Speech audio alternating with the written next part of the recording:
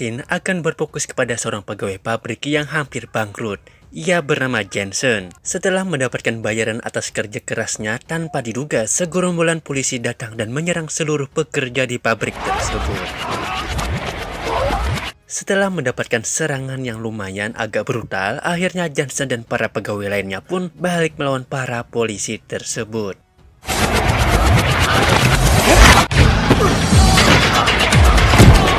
Singkat cerita, malam pun tiba. Setelah perkelahian yang lumayan agak panjang, akhirnya Jensen pun pulang ke rumahnya untuk bertemu dengan sang istri. Sesampainya di rumah, Jensen langsung disambut dengan kecupan hangat dari sang istri. Dan saat Jensen ingin membabi rudal serabi sang istri dengan tongkat saktinya, anak semata wayangnya, mereka malah menangis dan menandakan bahwa mereka harus menunda hasrat sementara waktu. Kemudian Jensen pergi ke kamar mandi untuk membersihkan badannya, dan tiba-tiba dia melihat sang istri sudah terkapar tak bernyawa. Kemudian ia mendapatkan sebuah serangan yang membuatnya pingsan, dan ketika ia terbangun, beberapa polisi sudah berada di TKP untuk menangkapnya. Yang ternyata ia dituduh dan menjadi pelaku atas pembunuhan istrinya sendiri. Kemudian ia dibawa ke sebuah penjara bernama Terminal Island. Dan sebelum lanjut, sebaiknya kalian subscribe dulu ke channel kami agar kalian mendapatkan video-video terbaru dari kami. Dan jika sudah subscribe, mari kita gaskan.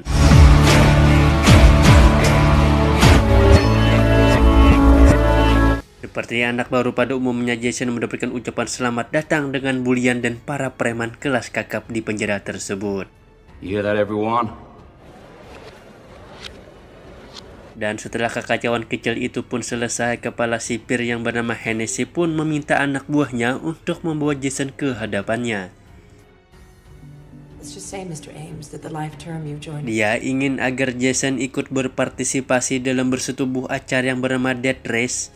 Hennessy juga ingin merubah John karakternya menjadi seorang Frankenstein yang baru saja menghilang. Karena para penonton sangat menyukai Frankenstein dan ingin agar ia selalu ada di arena balapan, ia juga mengatakan bahwa untuk bisa bebas dari penjara tersebut, dia harus memenangkan 5 pertandingan.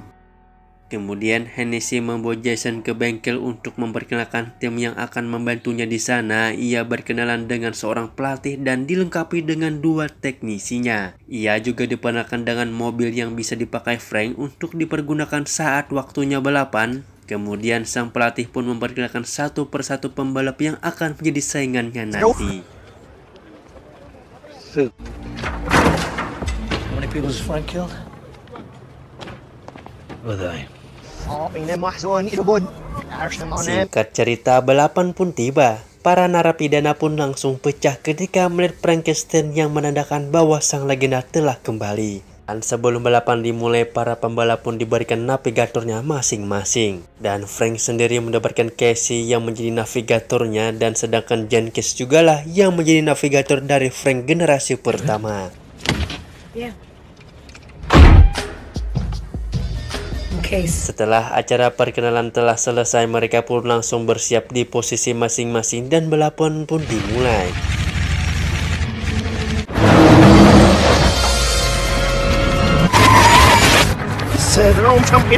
Pertama, terdapat 9 pembalap yang mengikuti acara Death Race itu. Seperti biasa, Joe yang sangat ingin sekali mengalahkan Frank terus menyerang dan menyudutkannya. Dan ada hal yang kalian perlu ketahui, bahwa kalian bisa mengaktifkan fitur menyerang dan bertahan ketika kalian melewati sebuah lingkaran bersinar. Jika kalian melewati tengkorak yang sama dan ketika fitur penyerangnya telah aktif, mereka semua pun langsung berlomba-lomba untuk mendapatkan ketiga fitur tadi.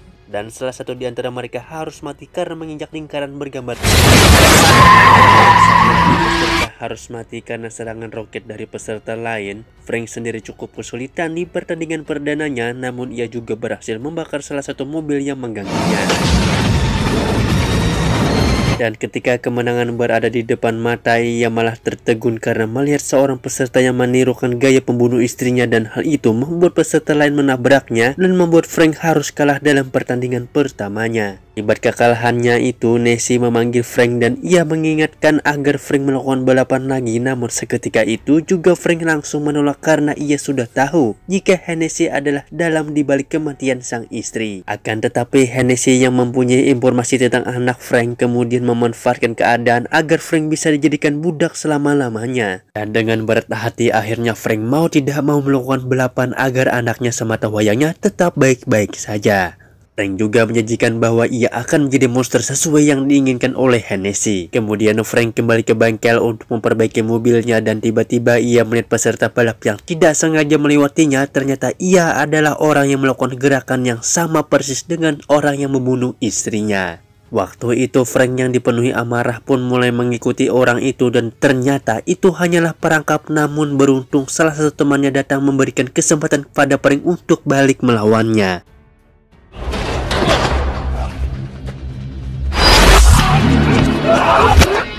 Setelah Frank hampir membunuhnya, akhirnya ia mulai buka mulut tentang pembunuhan itu yang ternyata benar bahwa otak di balik semua itu adalah Hennessy itu sendiri. Belum selesai ia bercerita bahwa Hennessy langsung menyetrum mereka dan tak sadarkan diri. Keesokan harinya 6 peserta yang tersisa bersiap untuk balapan yang selanjutnya, namun anehnya di balapan yang kedua ini Frank tidak menancap gasnya. Terlebih dahulu malah ia membawa navigatornya menuju ke terowongan.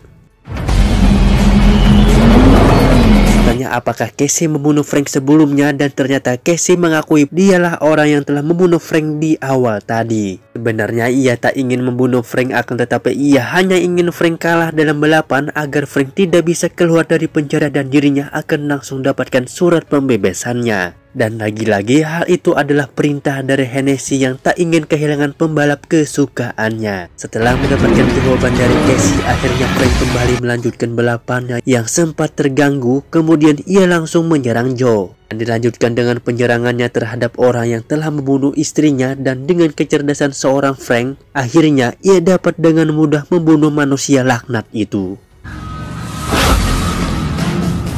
Setelah itu Frank langsung menatap sebuah CCTV yang mengartikan bahwa Hennessy orang selanjutnya yang akan ia bunuh. Mengetahui makna dari tatapan itu, Hennessy langsung mengeluarkan kapal tempur dan alat pembunuh massal kesayangannya. Dengan keluar mobil tempur itu menyebabkan semua pembalap tewas.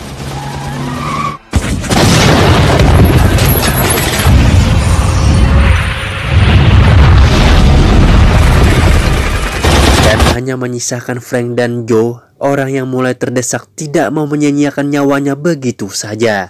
Kemudian ia mengajak musuh bebuyutannya untuk bekerja sama karena ia juga tidak punya pilihan lain. Akhirnya pun ia bersedia untuk diajak bekerja sama. Frank yang sudah dari awal mempunyai rencana langsung merealisasikan rencananya bersama Joe, dan akhirnya momen yang mereka berdua tunggu-tunggu telah tiba dan membawa mobil tempur itu ke tempat lingkaran tengkorak.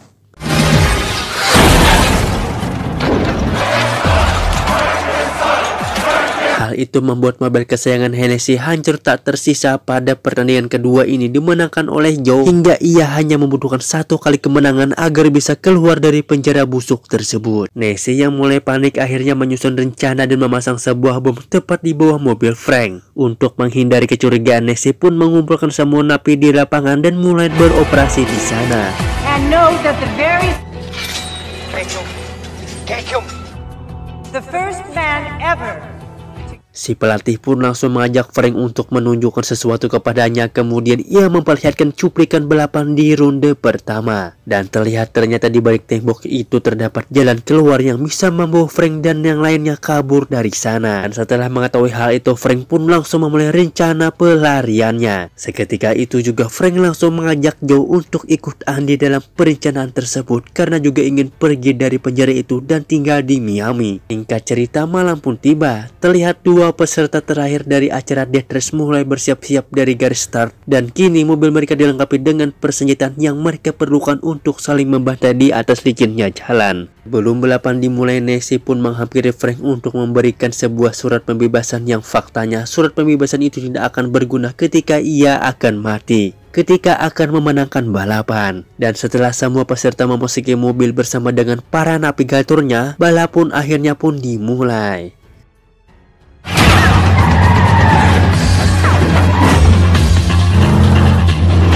Persaingan masih ketat seperti biasa, meski kali ini juga tak terlalu brutal menghadapi Frank. Dan sampailah di penghujung balapan, Hennessy melihat Frank terus mendominasi balapan dan mulai melancarkan rencananya untuk meledakkan bom tadi. Namun tiba-tiba Joey menembakkan meriam ke arah mobil Frank, akan tetapi tembakannya tidak mengenai Frank, melainkan menghancurkan dinding yang menghalangi jalan keluar mereka untuk kabur. Dan seketika itu Nessie pun langsung panik dan mengerahkan semua petugas yang ada di sana untuk menangkap Frank dan Joe. Kemudian dia langsung menekan tombol kontrol jarak jauh yang akan meledakkan bom di bawah mobil Frank. Namun ternyata mobil itu tidak kunjung meledak dan akhirnya membuat Nessie semakin marah. Faktanya sang pelatih telah mengetahui keberadaan bom itu dan telah menjinakkannya. Sisi lain, Frank mulai terdesak karena kejaran para polisi, lalu dengan gagah berani mengajukan diri untuk menyamar menjadi Frank dan menyerahkan diri karena ternyata ia juga telah diberikan surat pembebasan dari Nessie. Dan berita tertangkap kembalinya Frank membuat Nessie menuai banyak pujian dan ia juga memberikan surat dan kado sebagai apresiasi dan keberhasilannya. Namun ketika kado itu dibuka, tiba-tiba saja ternyata mengirimkan kado itu bukanlah dari luar lapas, melainkan kiriman dari pelatih Frank Lopers. 26 bulan kemudian, kini Jason Frank telah menjadi sahabat karib dan sekarang sudah mengambil alih hak asuh anaknya kembali, dan ia juga berniat untuk memulai kembali bahtera rumah tangganya bersama dengan navigator cantiknya. Dan jangan lupa untuk subscribe ke channel ini agar saya tambah semangat untuk menghibur kalian. Dan sampai jumpa di video selanjutnya.